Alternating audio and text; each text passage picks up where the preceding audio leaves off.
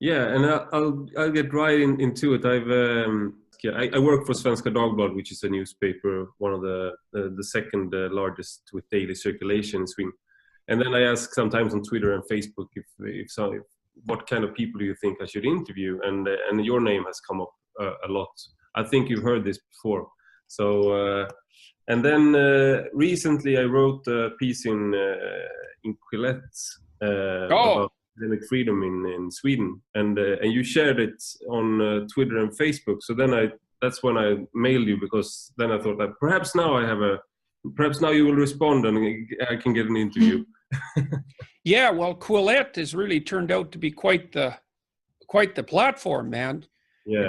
I mean, I did an interview with Claire Lehman. I interviewed her, which I haven't released yet, but will in the next probably 2 weeks, something like that.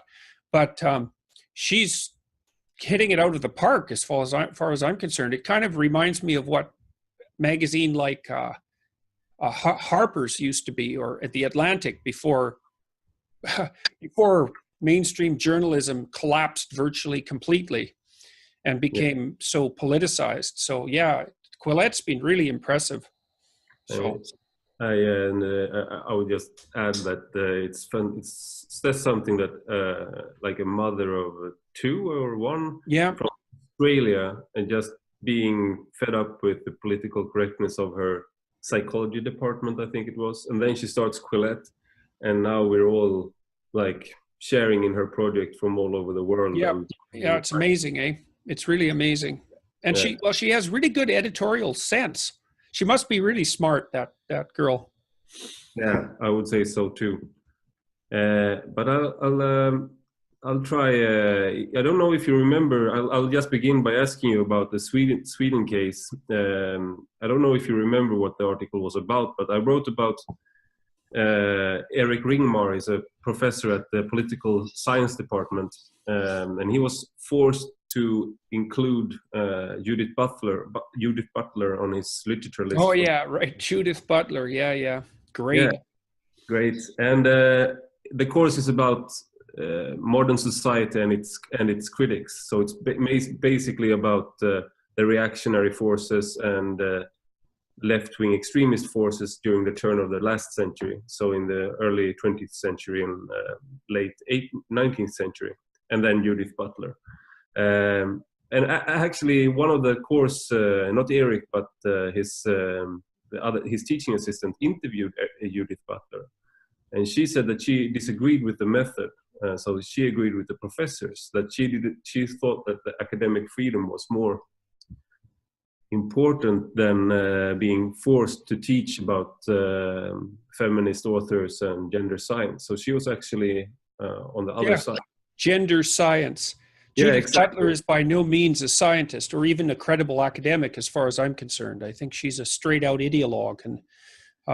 And the fact that anybody would be forced to include anything on their curriculum, I think is absolutely reprehensible. It's top-down interference with academic freedom, and it's extraordinarily dangerous, because once that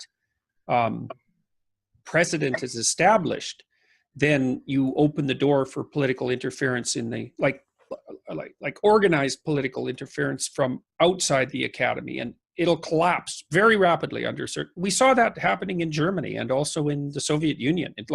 That can happen so quickly that people can't.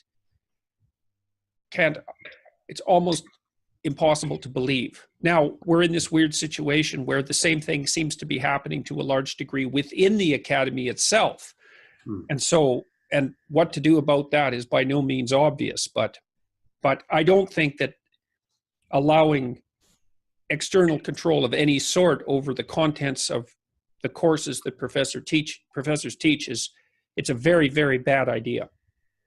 They have a rule of thumb, they call it, but it's much more a rule than a rule of thumb, that at least 40% of all the literature has to be written by women.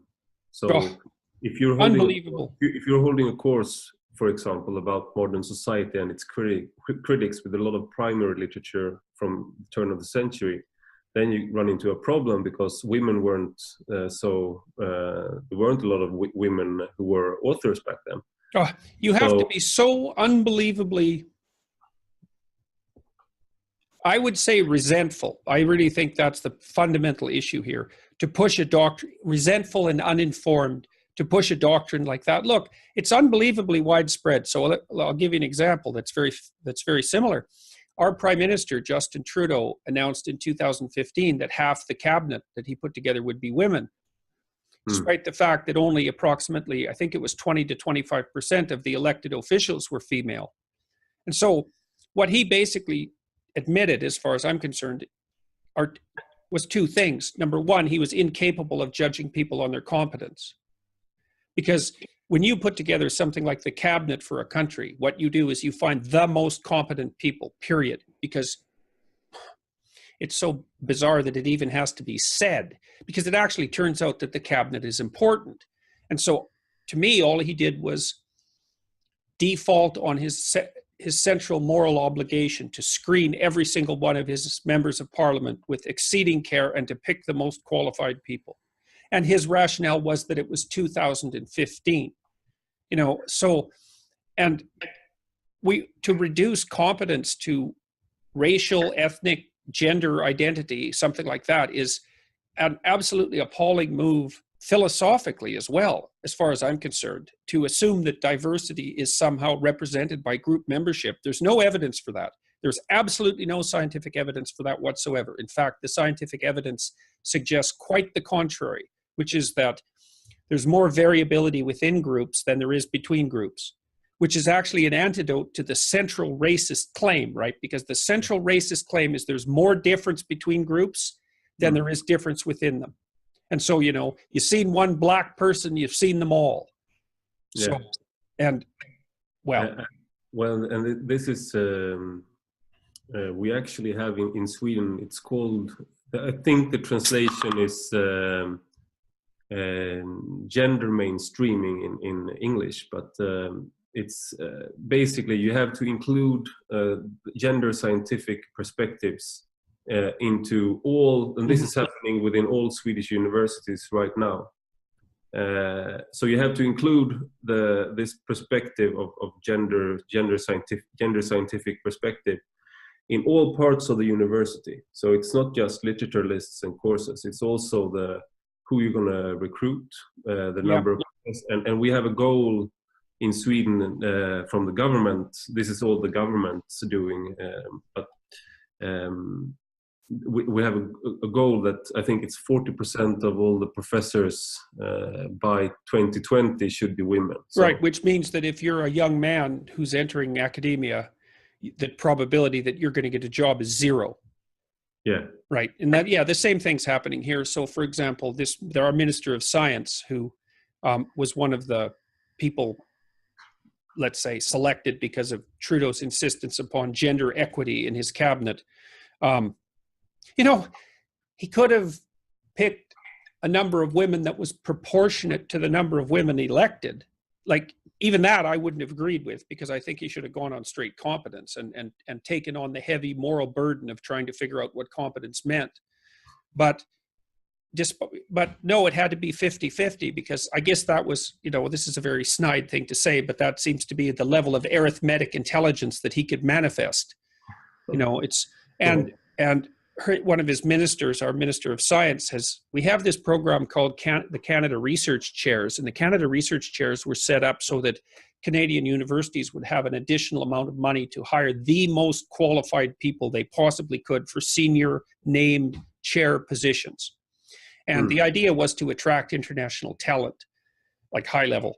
Now, what has happened, because it wasn't very well designed, this program, was that Canadian universities mostly ended up poaching from each other, which was, you know, relatively counterproductive, because it just elevated the salaries of the professors, which maybe they deserved, rather than bringing in a lot of international talent.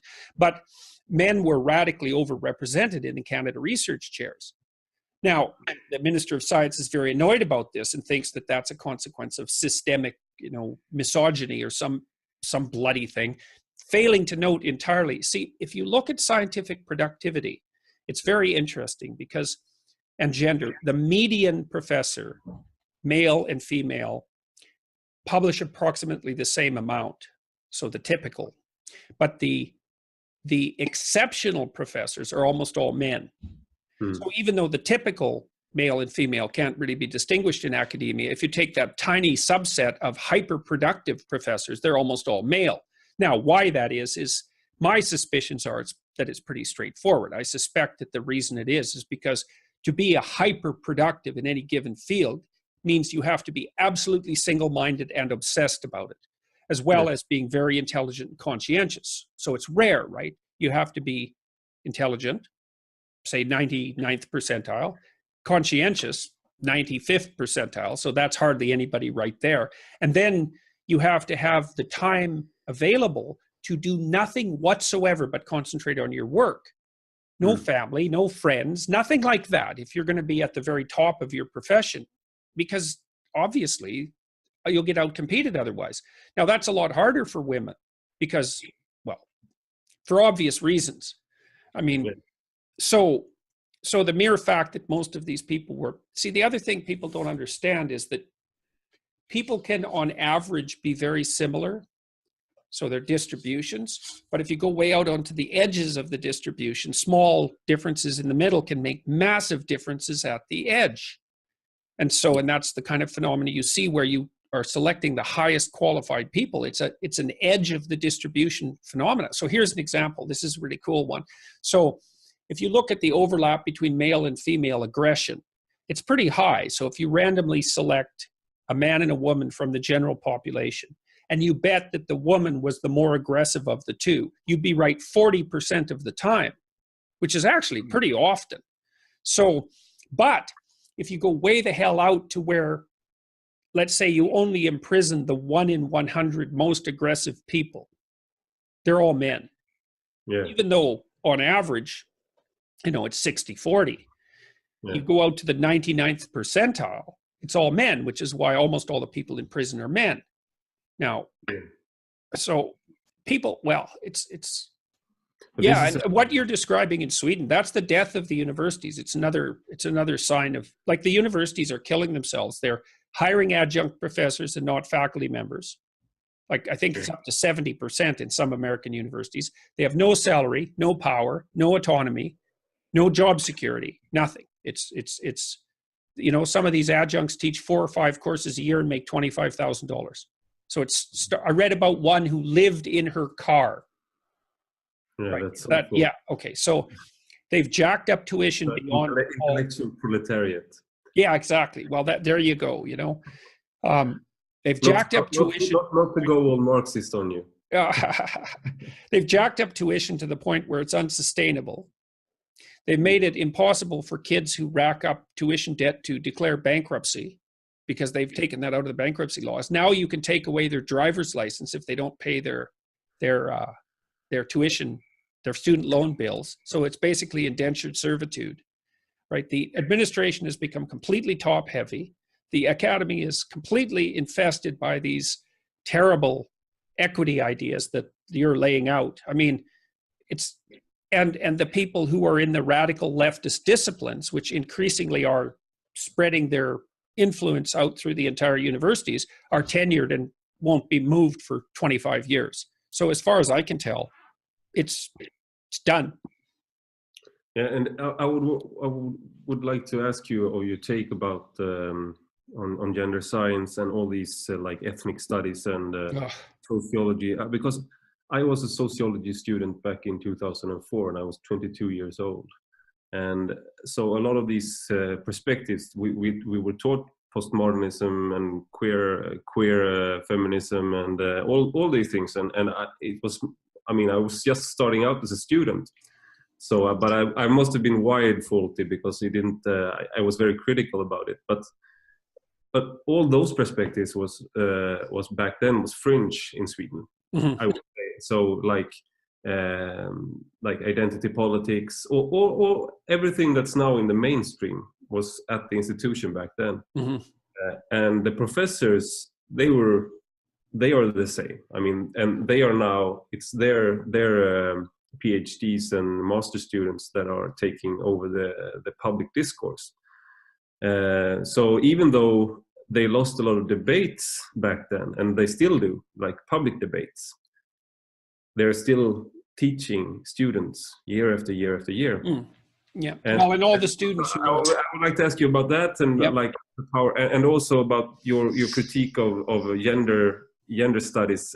In Swedish, it's called gender science, because we turned all this into science. Oh yeah, so, So it's not even studies; it's science here. But that was a good move on the ideologues' parts. That's for sure. Really smart. So it's a two-pronged question, but. Yeah, well, I think, I listed about 7 things I think that are killing the universities. And I actually think that, like, I've watched major institutions collapse and been privy to the manner in which that occurs. Like, what happens is that as the enterprise pathologizes, the good people leave. The people who have other things that they could do, they leave first. And those are the most productive and talented people. As soon as the most productive leave, then the bloody thing just spirals downhill, because what's going to happen? Because the rule is that within a certain discipline, whatever it happens to be, the square root of the number of people in the discipline produce half the productive work. So if a university has, let's say, 1,000 professors, 30 of them produce half the publications. Right, which is staggering, right? It's staggering. That's the Pareto distribution, or Price's law. And those people are often have more opportunities than they know what to do with. And so as soon as whatever they're doing becomes unstable, it's like they go off and do other things. And then the institution loses its most productive people. And that's it. It's done. It can't recover from that. And the introduction of these so-called science disciplines that we call studies disciplines, it was a marked lowering of standards. It involved a marked lowering of academic standards, a blurring of what actually constituted discipline, refusal whatsoever to consider anything methodologically rigorous, because anything goes, including what do they call that? Autoethnography, which is where you just write a diary essentially about your own experiences. And it's got this fancy name. So autoethnography is part of gender science, it's positively Orwellian. And and the other thing that's interesting about that is that what's happened is that the people who have these radical viewpoints have been given a permanent sinecure, right? They're state and tuition sponsored activists who can spend every single moment of their time on what I would consider their 5th column agenda. So we're basically funding a cohort of people whose stated purpose is to demolish the patriarchy.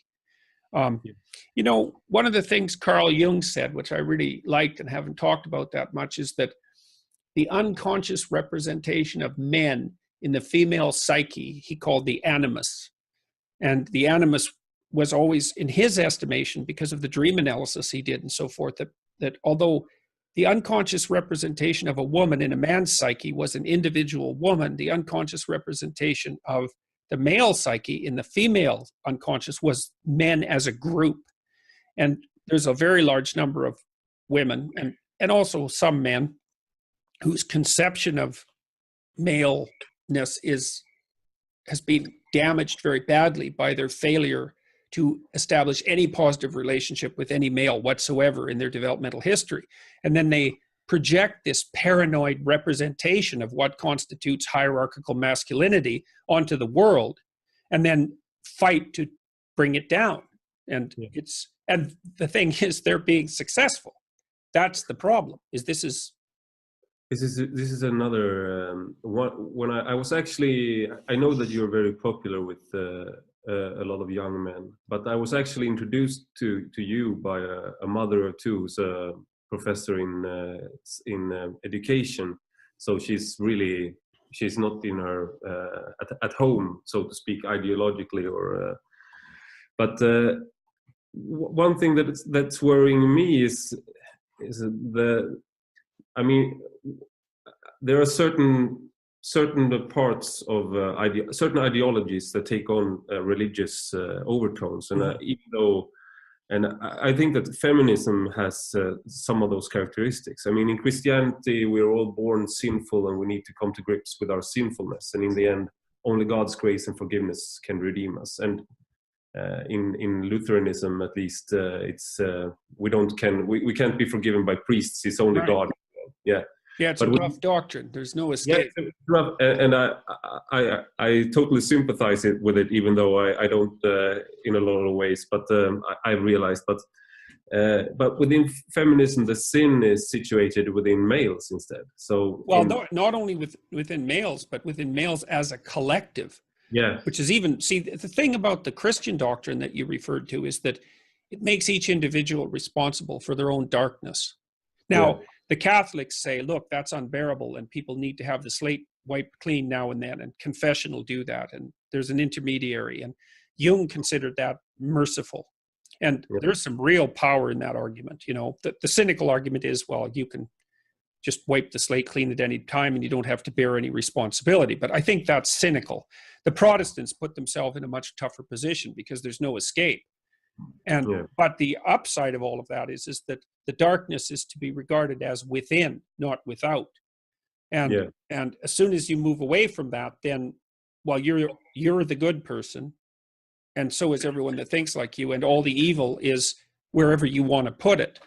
And then as soon as the thing that's really dangerous about that, especially if the evil is conceptualized as contemptible and parasitic and using disgust-related language, for example, instead of fear-related language, then the logical directive is to purify it. And boy, that's not good. And this is something that I think is happening. If I've read a dissertation about how male feminists think about themselves and how they go about having sex, for example.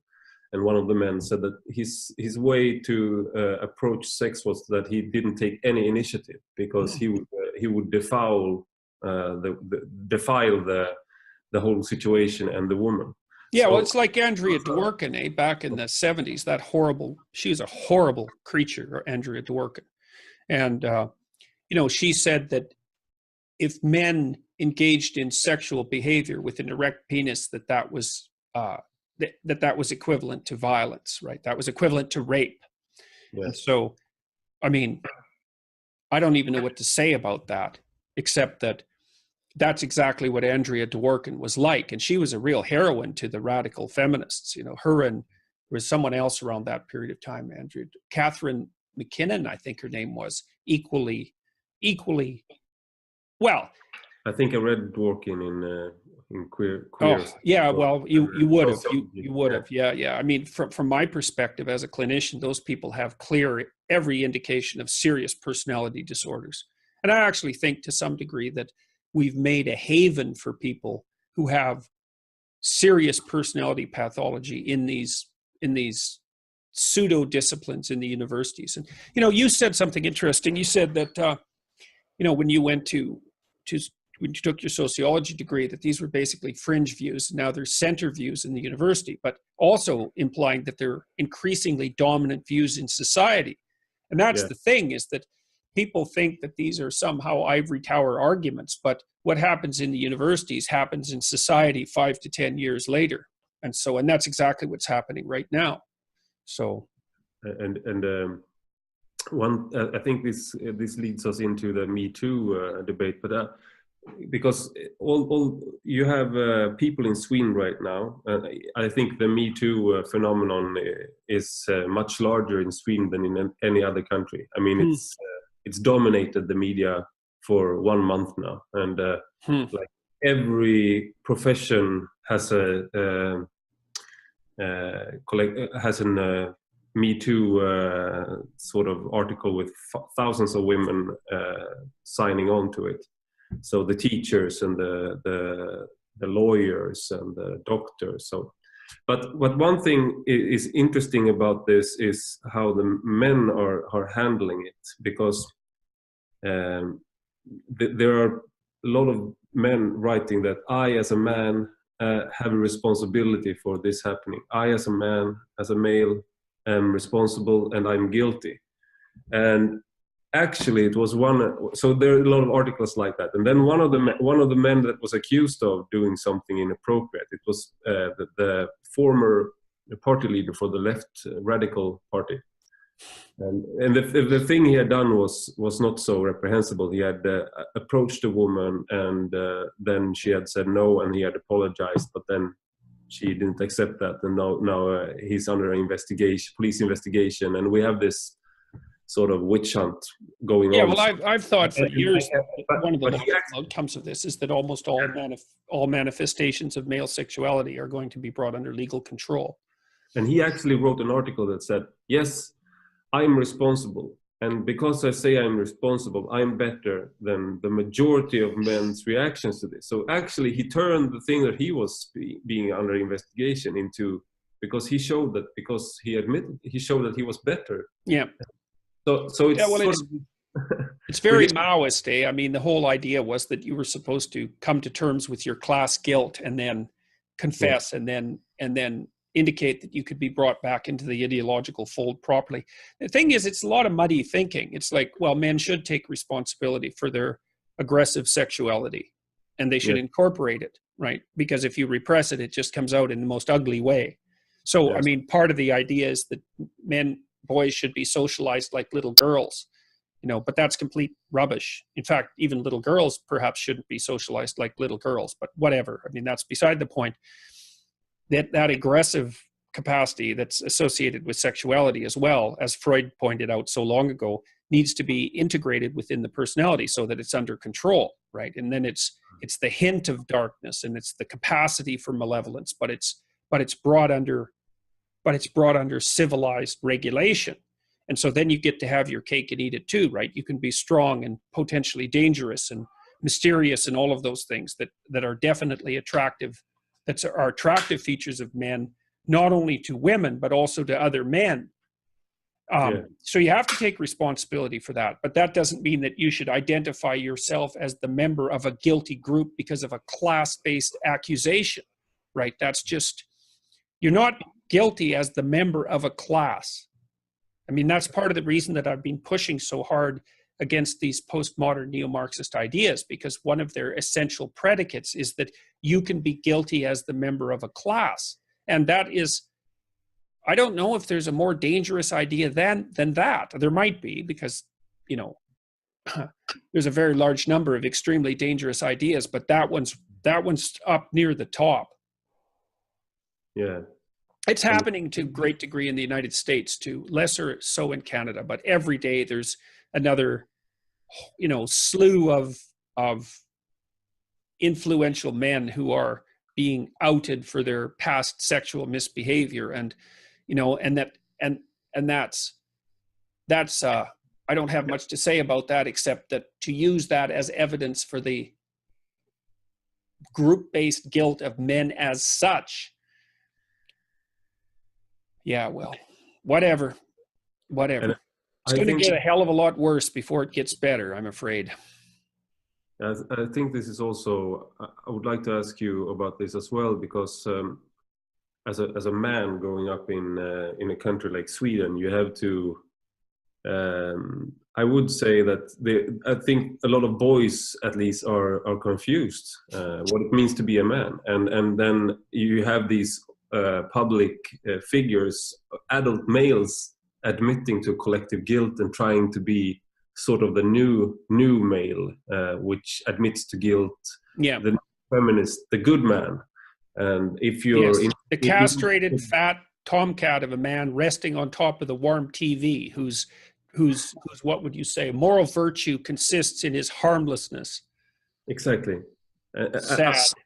And what's the advice to give to, because what I see a lot of men trying to find their way and trying to find out what it means to be a man. And I think that's a lot of them turns to you and, or a person like Joko Willink that interviewed you. And because you're and why do you think that is? I mean, is it because it doesn't seem you're not sugarcoating life. You're not giving them. No, well, and the funny thing about, well, there's a couple of things that I'm doing that are different from what people usually do, you know. So in the last 20 years, the constant message to young people is self-esteem, feel good about yourself. It's like, I don't buy that. I think that you look at yourself in the mirror and you think, Jesus Christ, I could be a hell of a lot better than I am. Yeah. And so, and the thing is, there's nothing more complimentary to tell a young person than that. It's like, look at you, you're a wreck. Grow the hell up. There's so much more to you than you're manifesting than you can hardly imagine. It's like, well, you think that's a criticism. It's like, no, it's not. It's a great compliment. It's like, look at how much more you could bring out into the world. Yeah. Get your aggression under control. Strengthen yourself. Like, take on some responsibility. See if you have enough bloody courage to tell the truth. Put your life together. Stop whining. And the men eat that up because no one's ever told them that, which just breaks my heart. Yeah. It's so bad. And, you know, the boys are pulling out of everything. They're pulling out of university. They're pulling out of life. They're pulling out of marriage. Yeah. And because of that, they're more awkward and unsophisticated than they would otherwise be, and much more prone to make sexual errors, some of which are, you know, predatory malevolence in the small proportion of cases. But it's another one of those situations, you know, like, imagine that 1 in 100 men are sexual predators. Yeah. Probably, maybe it's 1 in 50, but let's go with 1 in 100. Well, that small proportion commit all of the sexual predation.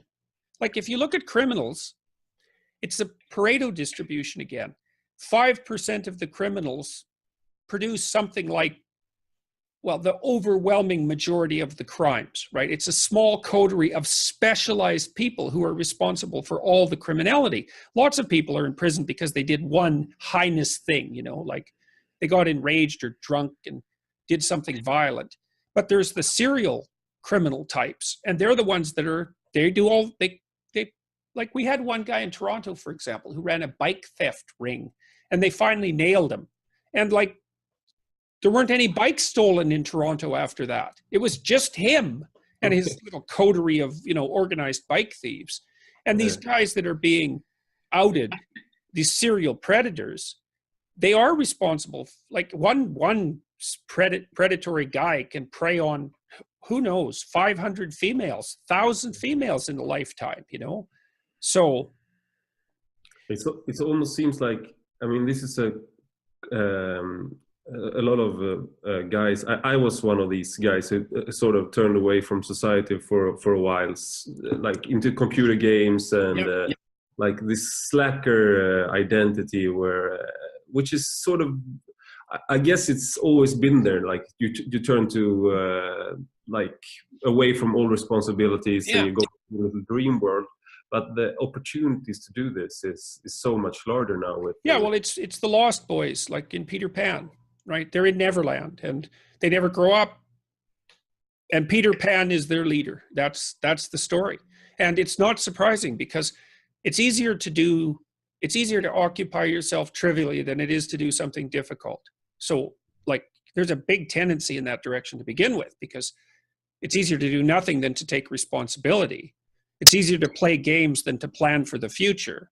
It's easier to be resentful and angry than it is to be, you know, to shoulder your vulnerability properly. And then when you add on to that, the idea that if you go out into the world and try to strive forward, that you're nothing but a predatory patriarch, then, well, it's just it's just the icing on the cake. You know, I had a friend who was like that. He pulled back from the world, and because he believed that active masculinity was a pathological force, and he poisoned himself terribly because of that, and he committed suicide when he was 40. He hooked an a hose onto his exhaust pipe and gassed himself up in the mountains in Alberta. And that was the logical consequence of his self-hatred. It's like, well, if you're so pathological, why don't you just do yourself in? And hiding like that isn't, you know, it's not, that's obviously not the full-fledged manifestation of that, but but it's believe me, it's on the road. So yeah, I've been talking to all these young guys. They come to my biblical lectures, for example, and the message is always the same. It's like, stand the hell up, get the hell out there in the world, take local responsibility, put yourself together, because there's nothing more dangerous than a weak man. And the problem is that we're encouraging men to be weak because we have this pathological idea that strength and tyranny are the same thing. And that's that animus I was talking about earlier. The women, it's not only women, but the feminist types, let's say, who insist upon the pathology of the patriarchy, cannot distinguish between competence and power. Yeah. They see everything because they have this vague and undifferentiated sense of masculinity. They see everything that is associated with authority as equivalent to tyranny, failing to understand completely that authority in a properly functioning society is based on competence. They don't believe in competence anyways. You know, that's part of the whole postmodern. Yeah, that's just a construct to keep power. Yeah, exactly. Well, everything's about power for the bloody postmodernists, and that also excuses their use of power.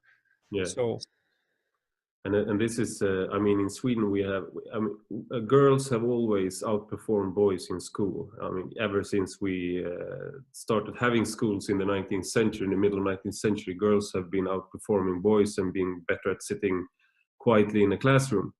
But the last 20, 30 years, the divide between girls and boys is widening in Sweden. Yeah. It's widening in other countries too, but in Sweden, it's a really yeah. Well, you guys are ahead of the curve, so congratulations on that. Yeah. Some are very proud about this. I'm not so proud about that, but and actually, when you talk to people in Sweden, they're more worried about bringing up boys than bringing up girls nowadays, because girls, they can be girls or they can be like boys. Yeah, exactly. But boys are a problem. Boys, and you have... They can't be like girls and they can't be like boys. Yeah, exactly. Yeah. Boys should perhaps be more like girls, but they should most definitely not be like boys. They should not play war. They should not compete so much. Well, the competition thing is really interesting because, yeah, the people who are hyper cooperative, you know, regard competition as a positive evil they have no understanding whatsoever of developmental psychology. You know, one of the things I really like Jean Piaget, and you know, one of the most intelligent things he ever said about children's games, competitive games, was that the competition is nested inside a higher order structure of cooperation. So you think about a hockey game, we could talk about that because we're Swedes and Canadians. Exactly. So you say, well, are the hockey players competing or cooperating? And the answer is, well, you have to do a microanalysis. So fundamentally, they're cooperating because they all agree to abide by the same set of rules. So they occupy the same perceptual space. They occupy the same value space because the value is score goals and win the game. So that provides the overarching frame. So fundamentally, they're cooperating. Now, within that, they're competing because it's team against team. And even within a team, it's individuals vying for, let's say, athletic supremacy. But it's also more complicated than that because hockey isn't one game. It's a sequence of iterated games. And the proper strategy is, if you're an individual athlete, is to adopt a strategy that makes you a victor across iterated games. And that means you have to cooperate with your teammates and even with the other team if you're going to sustain your career across time. You know, so you get very honorable hockey players, say like Wayne Gretzky, who were unbelievably stellar in their individual performance, but also great team players and inspirations to those who played against them. Perfect, you know. So that's a really good example of well-developed masculinity. And that's all shunted off into pathological competition by fools who are motivated by hatred and resentment and who are willfully blind to the complexities of the situation. So it's the rise. It really is the rise of the goddess of the underworld. It's the right way to think about it. I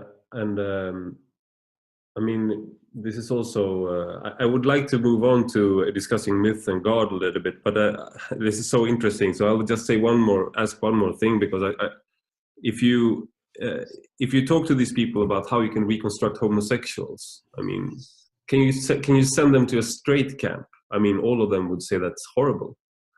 But if you ask about how can you deconstruct and then reconstruct boys and their masculinity, all of them are aboard. So yeah, that's part of the incoherence of those philosophers. Yeah, so it's a very inconsistent world. Well, I mean, one of the things I complained about last year with regards to this Bill C-16 legislation in Canada is I said, look, you're instantiating a social constructionist view of gender expression, sexual proclivity, all of these things into the law. Okay, so it's socially constructed. Okay, so wake up. The conservatives who have been opposing homosexuality for the last 100 years have used nothing but social constructionist arguments. They basically say, well, if it's socially constructed or an individual choice, which is, by the way, now instantiated into Canadian law, then why the hell can't you just be re-educated out of it? Or just drop it if it's just an individual choice. Well, I tried to say you're playing with fire, the fire that will consume you. Yeah. But, you know, nobody, no, I shouldn't say nobody. These arguments are subtle and they're not easy to follow. And so, and the problem is that the consequences of producing legislation like that unfold over decades, not minutes. Yeah. So I don't know. Did you see what happened at Wilfrid Laurier University in Canada last week, 2 weeks ago? Lindsay Shepherd, does that ring a bell? Yeah, exactly. Yeah, I listened to the conversation she recorded. Yeah. So in Canada now, 3 things are happening. The first is, despite the fact that I predicted this and that the only reason my reputation was ever, let's say, tarnished was because I predicted that this was going to happen, I'm still being vilified by people who are admitting nonetheless that what happened at Wilfrid Laurier was reprehensible. Okay, so that's one thing. The second thing is the people at Laurier who accused Lindsay of breaking the Canadian federal and provincial laws are being accused of misinterpreting those laws, which they aren't as far as I'm concerned, but that enables people to save face. And third, and most dreadfully, a fair number of faculty members and public commentators are claiming that Rambukkana and Pimlott and Joel, who were the interlocutors in the Inquisition, are the true victims. Really? Oh, absolutely, because now that people have been, well, first of all, they were only standing up for trans rights. And second, well, because they've been the target of substantial criticism, let's say, like overwhelming, punishing, brutal criticism, unending for weeks, well, they're now victims because that's just not fair. And so when the president of Wilfrid Laurier University apologized to Lindsay Shepherd, she also said, but, you know, I also feel that what has happened to the faculty members in the aftermath of this, faculty members and administrators, was also wrong.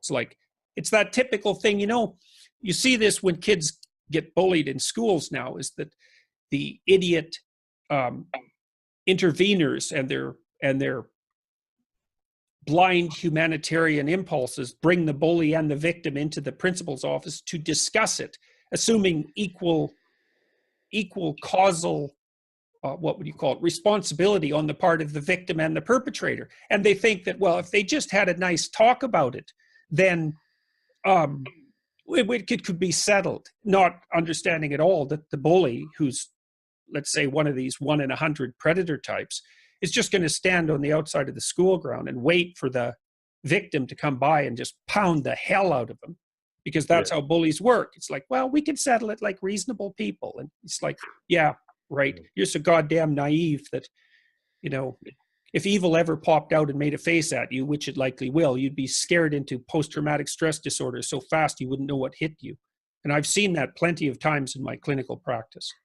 So, And yeah, this all this Lindsay Shepherd that you're now a transphobe. I've written about these issues in Sweden as one of the few that's written about it who's not an activist.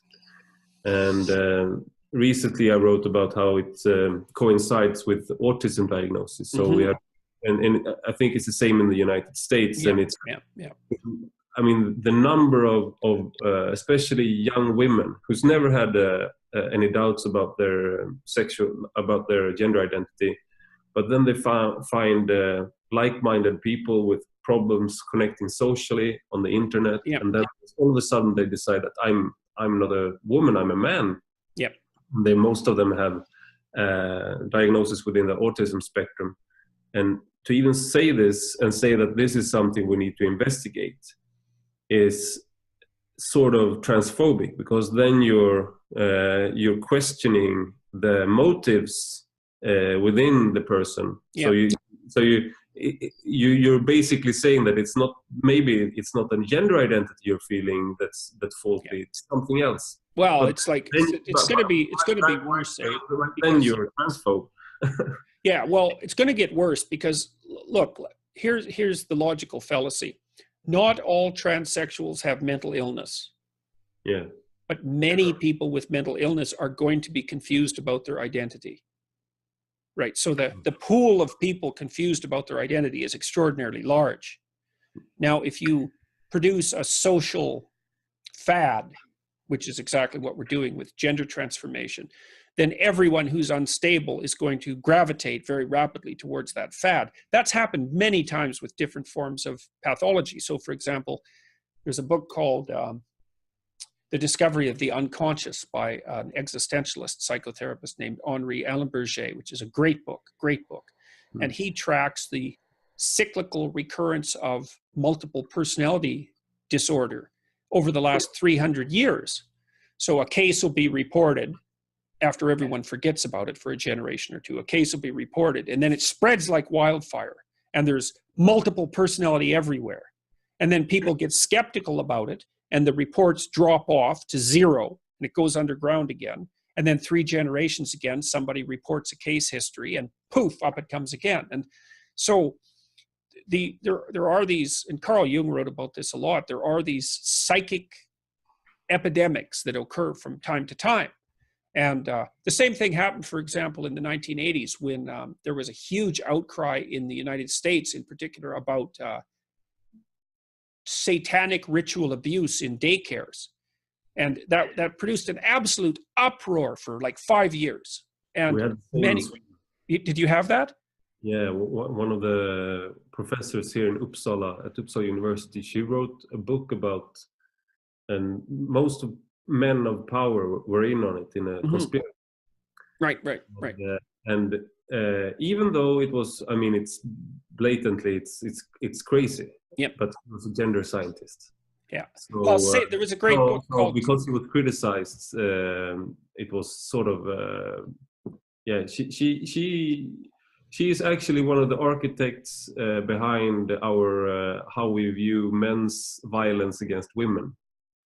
But she also wrote about these satanic rituals that men in power had against children. But it wasn't in daycare. It was just like against children everywhere. Yeah. Well, there's a great book written in the United States called Satan's Silence by a social worker and a lawyer that investigated that satanic ritual abuse epidemic. And it makes the Salem witch hunts look like nothing. I mean, the longest prison sentences in history were handed out for the hypothetical perpetrators of these satanic ritual abuse. They dug under whole towns in places looking for the tunnels where the sacrifices were being performed. I mean, they invented whole new categories of clinical diagnosis. Late onset female sexual predator, of whom there are 0, right? That is a category that does not exist. Unbelievable. It sounds like a great book. I mean, like a great horror movie or something, like these satanic circles. But to actually believe in it, it's really crazy. Yep. I would like to move on to, if you have time, I would like to move on to the question about religion, because I'm really interested in myth and religion, and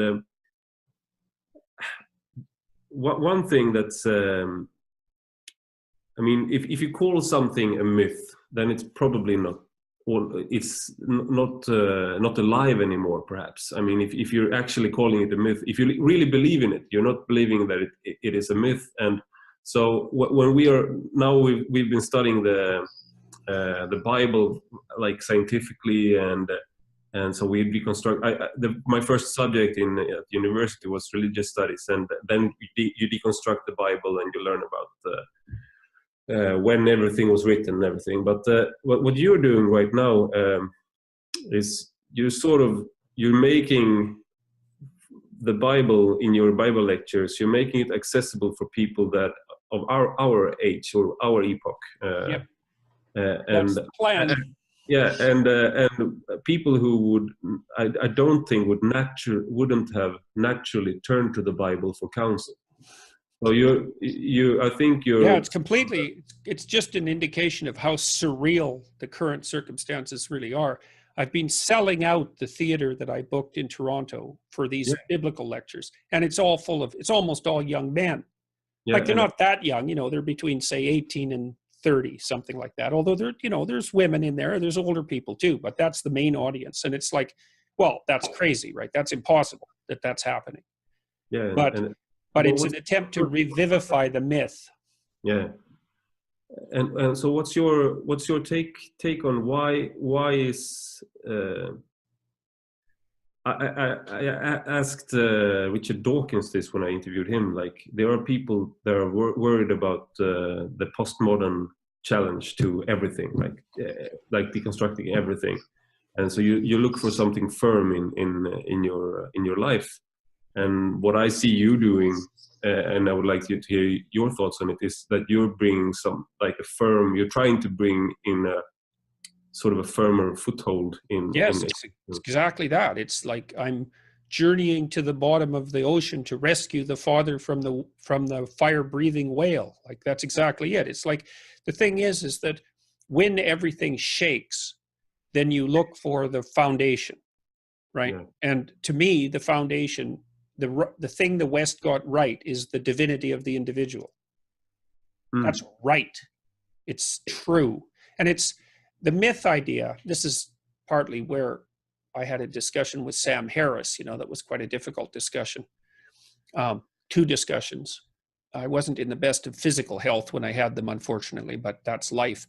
But when you talk about myth, it sounds like untruth, but I think about it sort of as meta truth. It's truer than true in some sense, because it consists of abstractions that have guided human behavior properly for forever, insofar as human beings have been successful. And even insofar as we define success, it's embedded within these mythological ideas, which are ideas that we act out, essentially, not ideas that we hold or believe or state. They're ideas that we act out.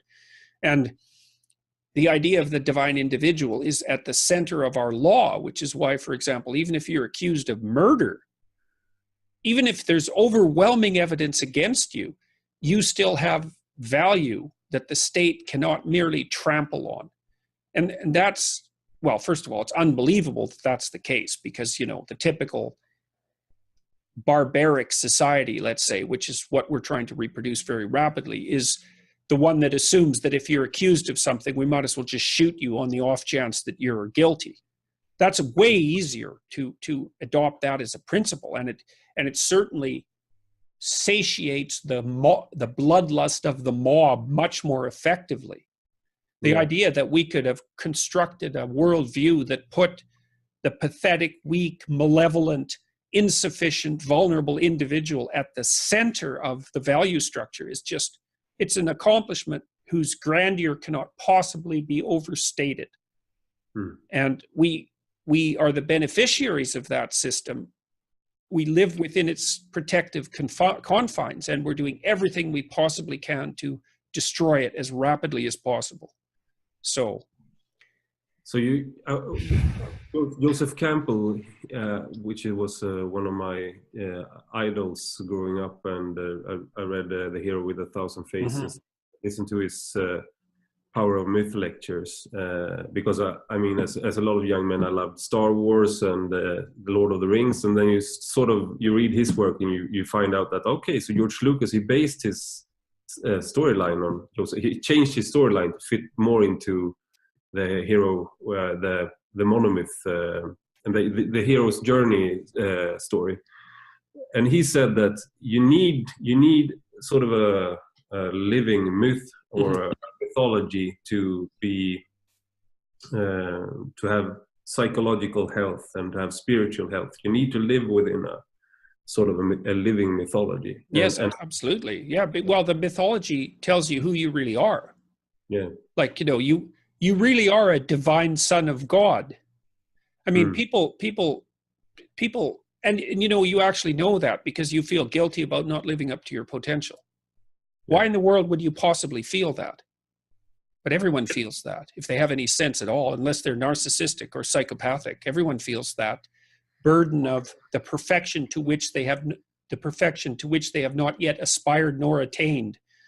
And so, and that's a testament to the overwhelming potential that characterizes each individual. And that's really what I'm trying to point out in the biblical lectures. There's these continual stories about the nature of humanity and the nature of proper being in the face of the tragedy and malevolence of life. And the Bible is the Western world's attempt to formulate that as a comprehensible set of stories and also a set of principles for behavior. It's the collective struggle of our imagination stretched across tens of thousands of years, maybe hundreds of thousands of years, maybe even more than that, you know, because some of these stories, the story of confronting the malevolent serpent, like, I believe that in one form or another, that story is, if you also consider it as something that could be acted out, that story is at least 60 million years old. So, because Lynn Isbell, this anthropologist at UCLA, has demonstrated quite nicely that our tree-dwelling relatives co-evolved with snakes, and our continual battle with snakes and predatory reptiles was part of what gave us our acute vision. Oh, so, I hate snakes. Yeah, well, you know.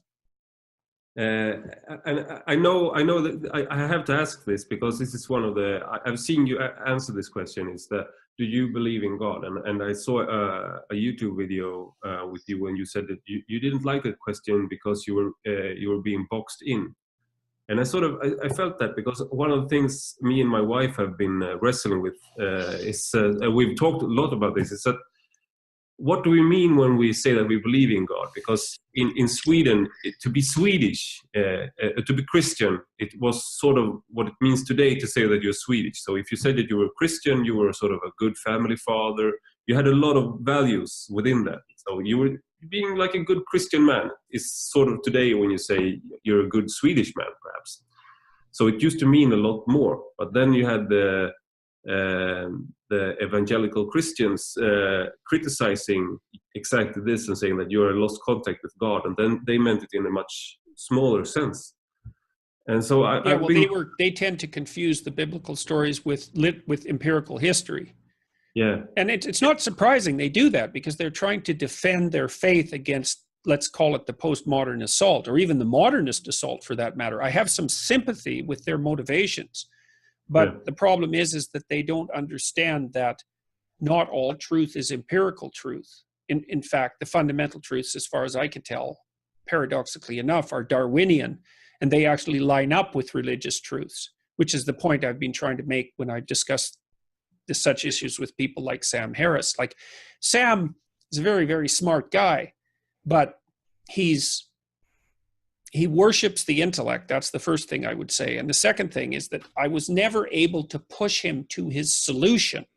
He'd never let me go there, because, you know, his idea is that we could rationally order society so that the well-being of people was maximized. And, you know, he even said to, I think it was, I can't remember which interview it was, but he said explicitly to the person that he was interviewing that he could sit down right now and come up with a religious system that was much more rational and appropriate than any of the ones that have that have existed to date. And I think, well, you know, you're falling right into that rationalist utopian pitfall there. You're just not that smart. No one can do that. And as soon as you do it, you end up where the socialists, like the radical Soviet socialists or the Nazi utopians, ended up. And wouldn't we all be speaking Esperanto by now then? Yeah, well, yes, more, exactly. Much more rational language than Swedish. Much more. Most languages are. yeah. Well, and that it's like, you know, one of the things I really liked about Dostoevsky is that this was in Notes from Underground. He just states it very clearly. He said, you know, the one thing that you cannot claim about the history of the world, and he means the history of being, is that it's rational. And it isn't that he's criticizing the idea that you could use scientific investigation and rationality to lay out a clear representation of objective reality. What he's saying is that if you take the terrible suffering and malevolence into account as fundamental realities, that a rationalist perspective is absolutely insufficient to tell the story. And there's no doubt about that. It's just, rationality just breaks down in the face of those things. It hits an obstacle that it cannot contend with. So you need something else. And, you know, there's this great image of Christ as Pantocrator, very, very old image. I'm fortunately can't remember which cathedral it's represented in, but it's a great image. And I'm having one of them carved for me right now. So it's a medieval image of Christ, and his face is divided into two halves. So it's very asymmetrical. And one half, the eyes are different and the facial expression is different than the other. And he's portrayed on the top of the dome and holding a book. So the book is sacred, right? So that's a great idea, that the book is sacred. That's a great idea, man. And the idea that the word is sacred. But then the picture also represents human beings as creatures with one foot in the profane and one foot in the sacred, or one foot in the finite and one foot in the infinite. And I actually think that that's empirically true. Like, we are these weird creatures that are both finite and infinite at the same time. And we have experiences of that, even like deep religious experiences, psychedelic experiences for that matter, invoke that feeling of invoke the reality, I would say, of our connection with the infinite. Now, what that infinite is, so let's call that God. I mean, the Christian idea is that that's actually outside of time and space itself, which is quite a grand notion, and not the least bit unsophisticated, by the way. It's a tremendously sophisticated idea that something actually exists outside the fabric of time and space that transcends it, that's there at the beginning and at the end. That's an unbelievably sophisticated idea. And I think that people can experience that and do quite commonly, which was why the psychedelic revolution in the 60s was so absolutely potent. So yes, these sorts of things can't just be dismissed with some rationalist sleight of hand and some discussion of the idea that Christianity, Judeo-Christianity, let's say, is some like primitive set of wish fulfillment superstitions or some power game. It's like, you just have no depth of scholarship whatsoever if that's what your criticisms are. And also, I would say when you ask someone, do you believe in God? I ask myself, if I say that I don't believe in God, or within me when I say what is different within me when I say that I don't believe in God compared to a person that says that he does believe in God. I mean, if I feel sort of irrational, I wake up or I take a glass of wine and then suddenly I'm overwhelmed with love for humankind or for my fellow man or something like that. So if I was a person who would say that I believed in God, would that be something? Is it something qualitatively different between me compared to that person? Do you understand what I'm saying? No, I haven't quite got that yet. Like, what is the experience of believing in God, and how is that qualitatively different from a person who says that he doesn't believe in God? Yes, I see what you mean. Well, that is part of the question. The question is here, well, when someone says, do you believe in God? There's three parts to that question. The first question is, who is the you to which they are referring? And that turns out to not be a simple question. I mean, Nietzsche did a very good job of taking apart the idea of the I. you know, because he was critiquing Descartes' "I think, therefore I am," and so the first question is, well, who is the you to which you are referring? The second is, what do you mean by belief? The third is, what do you mean by God? It's like you can't just leap to the assumption that the person asking the question and the person answering the question have the same views on those. And I think that's part of the reason why I don't like the question. You know, like I said, well, I act as if I believe in God. And so I would say that's the most fundamental manifestation of faith. But I could also say I believe and don't believe in God. And you think, well, you can't think both of those things at the same time. It's like, well, yeah, that's what you think. It's when you're asking something that complicated, then there's absolutely no reason to assume that you can't have paradoxical responses to it. So you could even say maybe that the injunction in the Old Testament is something like you should believe and not believe in God, because it's very complicated. It's not by any means a simple question. I know I don't remember his name now, but I think perhaps it was Burkert or something like that. Like he said that myth is about reconciling contradictions within the human condition. Yeah, exactly. That's exactly. Well, that's what a successful myth does. And part of the reason that these ideologies that we've been discussing, like feminism, have so much power is because they actually draw their motive force from an underlying religious substrate, but they only tell half the story. That's what an ideology is. So when the feminists say culture is the tyrannical patriarch, it's like, yeah, that's true. But it's also the benevolent wise king. So like, well, then they say, well, it can't be one and the other at the same time. And the answer is, well, it's a multidimensional phenomena that you're encapsulating within a single category. It can contain contradictions. In fact, it does, because society obviously constrains and kills you, even like you die into your neural configuration, because when you're first born, you have more neural connections than you will ever in your life. And most of them die. And so you die into your 4-year-old self. And then between the ages of 16 and 20, you die into your adult self. And so the idea that the society that you're in is a terrible tyrant that shapes you by death is exactly true. But by the same token, it's also almost everything that ennobles you and enables you to function in the world. And so the critics of the patriarchy say, tyranny, tyranny, tyranny. And it's like, yeah, tyranny, but not only tyranny. And they say, evil men. It's like, yeah, obviously, but not only evil men, not only that. And that's why a genuine mythology, and I would put Freudian psychoanalysis in that category, because Freud had a very balanced view of the nature of being, talks about both parts of the paradox at the same time. You know, it's the dragon and the gold.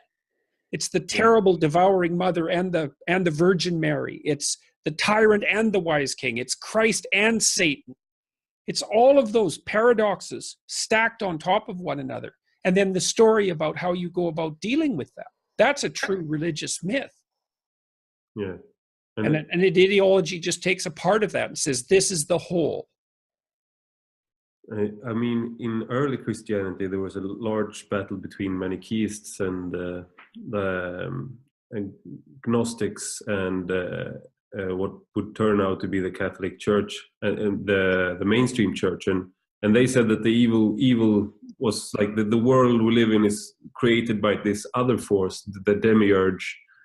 So that they had a very split vision of good and evil. But what you're saying about these ideologies is that basically it's a new form of theological battle between Gnostics and people that say that we have both sides.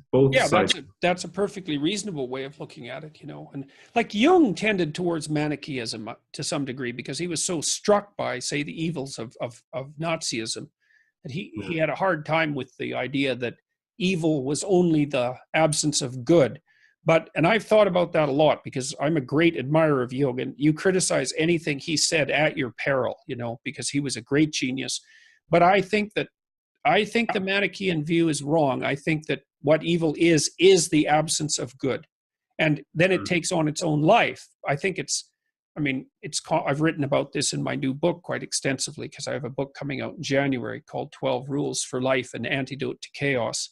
And I've been trying to take those ideas apart and to grapple with the fact that human beings hate themselves because they're vulnerable and malevolent, which is original sin, you know, which is something I'm a great believer in. I think it's an unbelievably sophisticated way of looking at the world, you know, that there was something damaged in the fabric of being itself. I believe that to be the case. I think we experience that as human beings, and that our ethical obligation is to rectify that and to determine how to rectify that, to overcome the vulnerability and malevolence, that like the terror of vulnerability and the subjection to malevolence that characterizes our day-to-day existence. That's our primary mode of proper being in the world. That seems to me to be correct. So, and again, that's the sort of thing that I've been trying to tell, well, those who will listen, let's say, but so far it's mostly been young men who are dying for this message, like they're dying for it, you know.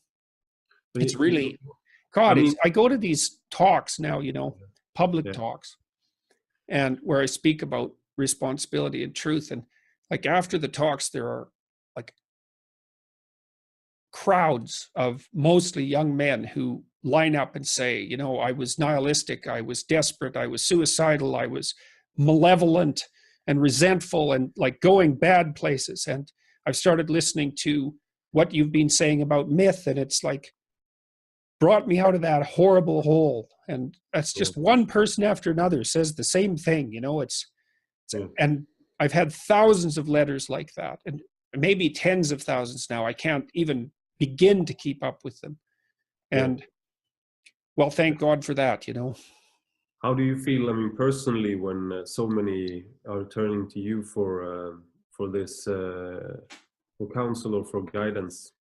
Well, you know, I read this paper a long time ago called Relations Between the Ego and the Unconscious, which is one of Jung's, maybe it's his most stellar work.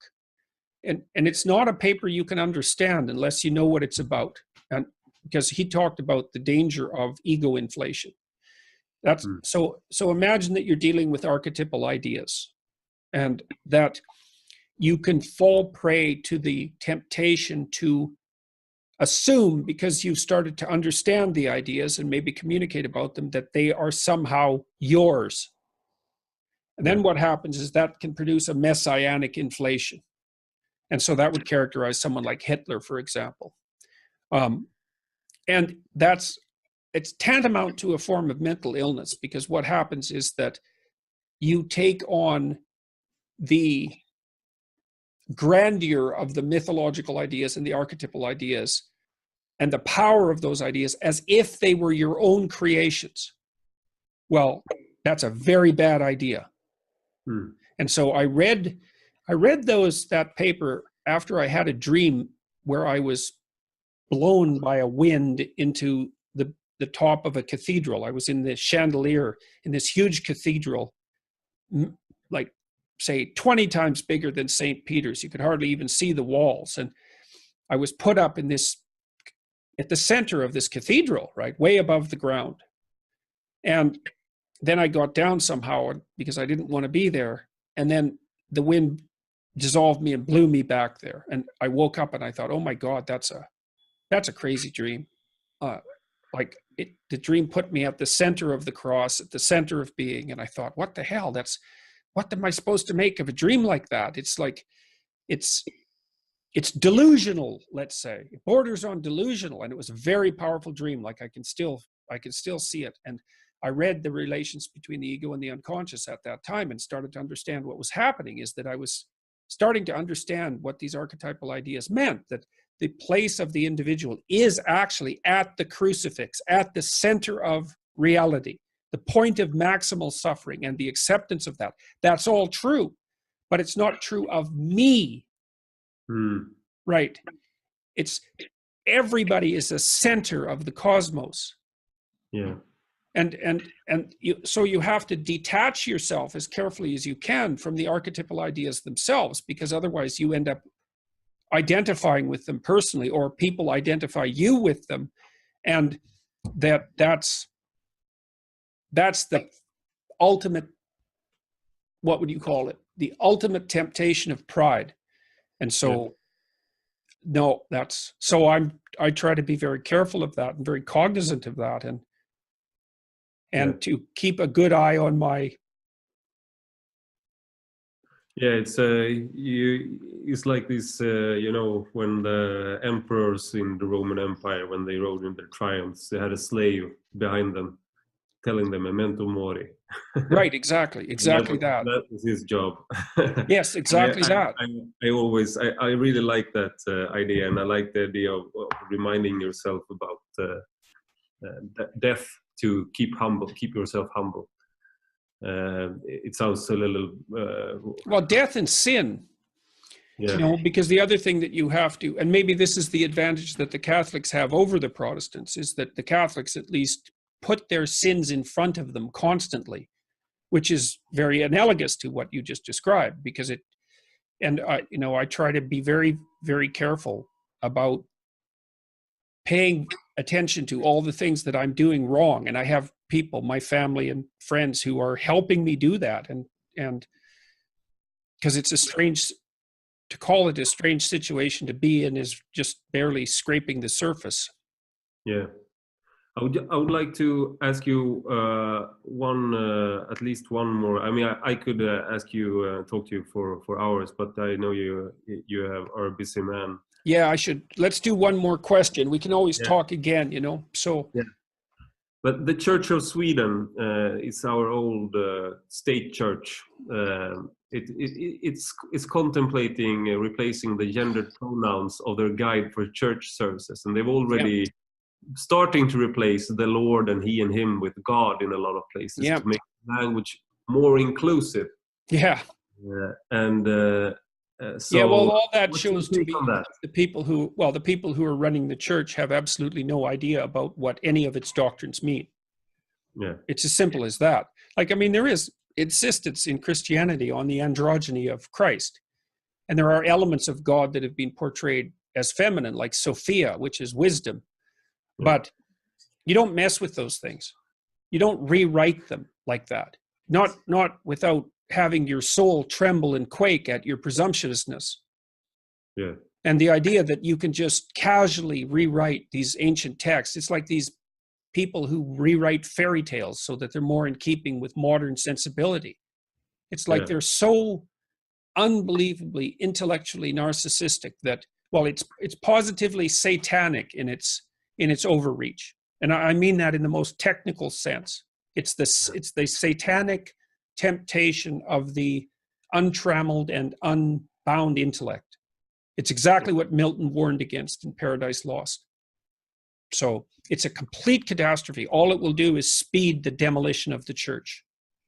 So, and I think that's what it's aimed at, actually, because of course the church is just a patriarchal construct anyways, and it's oppressive, and it's oppressed women forever, despite its insistence that men and women were both made in the image of God. Yeah. I think that's our church is pretty much doomed when it comes to these issues. It's more political than a lot of politicians. Yes, well, that's it. It's that when the church becomes political, it's done. Yeah.